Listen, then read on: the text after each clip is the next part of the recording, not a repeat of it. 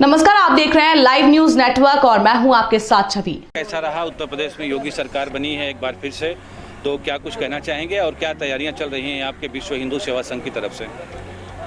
विश्व हिंदू सेवा संघ तो अपना हिंदुत्व के लिए जो कार्य है वो पूरे देश में कर ही रहा है और हमारी तैयारी ये है कि हम किस तरीके से पूरे देश में हिंदुओं को एकत्र कर सके, जाति व्यवस्था से ऊपर उठ करके हम हिंदुत्व के लिए कार्य कर सके और राष्ट्र के लिए लोगों का राष्ट्र निर्माण के लिए किस तरीके से युवा लोगों को तैयार कर सके।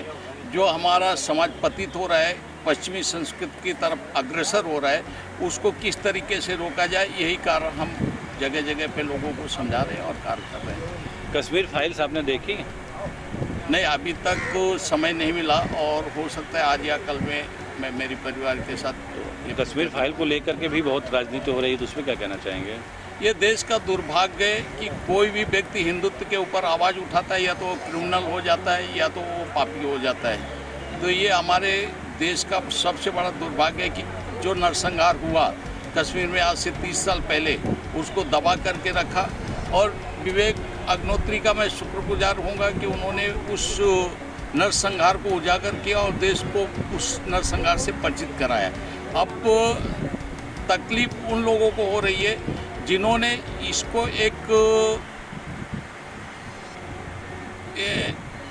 सेकुलरिज्म के नाम पर इस नरसंहार को अभी तक दबा करके रखा।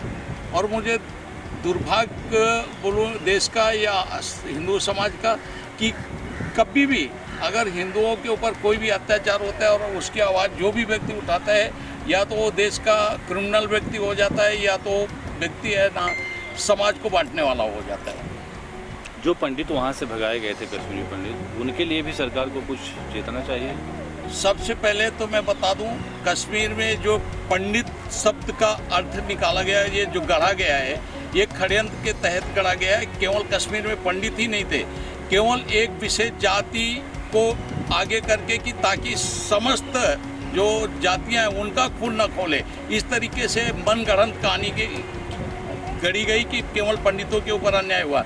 मैं आपको बता देना चाहता हूँ, वहाँ पे सिख भी थे, वहाँ पे अन्य समाज के लोग थे, केवल पंडित ही अकेले नहीं भगाए गए। मगर देश का दुर्भाग्य है, यहाँ पे जब हमें किसी अगर हिंदुओं को रोकना है तो उनको अपने जाति के नाम पे बांट दो। अपने आप पे एक हिंदू सोचता है मेरे ऊपर या मेरे समाज के ऊपर या मेरी जात के ऊपर ये घटना नहीं घटी है, इसलिए वो चुप बैठ जाता है। और मैं देश के लोगों को बोलना चाहूँगा, बताना चाहूँगा, जब जब आप जाति पे बंटोगे तब तक आप इसी तरीके से काटे जाओगे, इसी तरीके से भगाए जाओगे।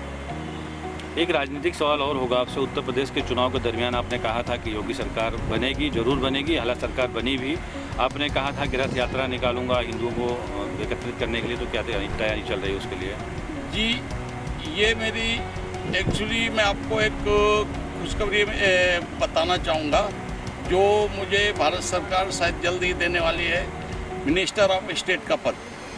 और तो मैंने ऐसा सोचा, एक्चुअली नवरात्रि में ये तैयारी थी, मगर नवरात्रि में आया धर्मदास शास्त्री जी ने बोला कि मुझे मतलब इस साल वापस कार्यक्रम करना है, तो मैंने अपनी वो रथ यात्रा कैंसिल की है। आने वाले समय में जल्द से जल्द ये रथ यात्रा उत्तर प्रदेश में होगी। तो किस मुद्दे को लेकर के होगी, मतलब क्या संदेश देंगे रथ यात्रा के माध्यम से? मेरा संदेश सीधा है कि अगर आप अपने प्रदेश की तरक्की चाहते हो, अपने धर्म की तरक्की चाहते हो, तो आप जाति व्यवस्था से हट करके अपनी संस्कृति की ओर अग्रसर हो। हमारी संस्कृति जो है उसका पालन करो, वो मेन मकसद।